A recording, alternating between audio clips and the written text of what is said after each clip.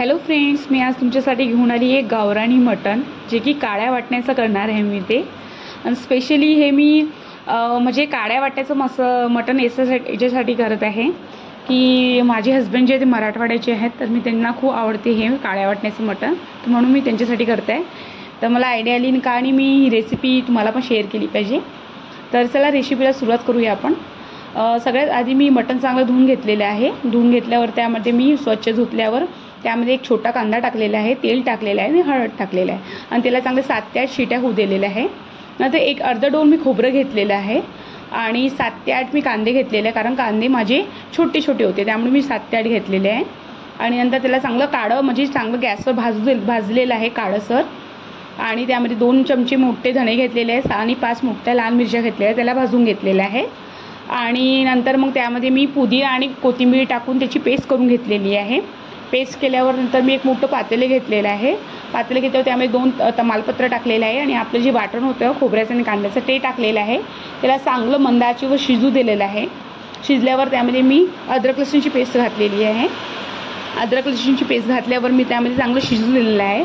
नंतर त्यामध्ये मी तिखट 1 चम्मच कस्तुरी लाल तिखट घातलेलं आहे आणि एक साधं तिखट घातलेलं आहे 1 चम्मच, 2 आणि 1 चम्मच मोठे धणे पावडर घातलेलं आहे आणि 2 चम्मच मी मोठे कोल्हापुरी काळा मसाला घातलेला आहे. ठीक आहे, ते हे नक्की टाका तुम्ही, किंवा साधा काळा मसाला असला तरी तो पण चालेल, पण घाला.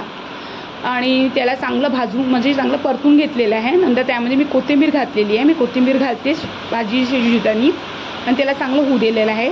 त्यामध्ये मी उकडलेलं जे मटण आहे ते घातलेलं आहे आणि त्या मटणाला चांगलं त्या मसाल्यामध्येच मी शिजू दिलेलं आहे, जेणेकरून तो मसाल्याचा जो पूर्ण जो आहे तो आतमध्ये पिसांमध्ये गेला पाहिजे म्हणून. नंतर त्याला चांगलं परतून घेतल्यावर जे आपल्याकडे मटण उकडलेला जो स्टॉक उडलेला होता रस्सा, तोच रस्सा मी त्यामध्ये घातलेला आहे आणि त्याला चांगलं उकळू दिलेलं आहे.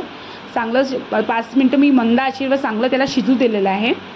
नंतर मग मी त्यामध्ये वरतून छान बढियापैकी कोथिंबीर टाकलेली आहे. कारण का बघा, कोथिंबीर मी आधी पण टाकली होती ना आता पण टाकली होती, कारण मसाल्यामध्ये तुम्ही कोथिंबीर टाकून शिजवाल ना तर मसाला खूप टेस्टी बनते, त्यामुळे तुम्ही पण हे ट्राय करून बघा.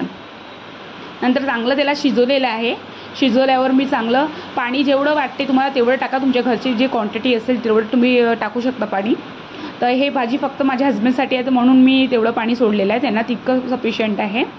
तर मी चांगलं शिजवून घेतलेलं आहे. नंतर मग त्यामध्ये वरतून कोथिंबीर टाकून आपली रेसिपी रेडी झालेली आहे. तर बघा, खूप साध्या आणि सिंपल पद्धतीने मी माझी रेसिपी तुम्हाला सांगितलेली आहे ही, आणि करून बघा प्रत्येकाने, कारण खूप टेस्टी आणि खूप छान लागते खायला. आणि रेसिपी कशी वाटली तर नक्की मला कमेंटमध्ये सांगा, प्लीज सांगा. आणि नंतर व्हिडिओला लाईक करा आणि चॅनल सबस्क्राईब करून ठेवा, कारण मी खूप शॉर्ट आणि इझी रेसिपी सांगते. तर लाईक करा.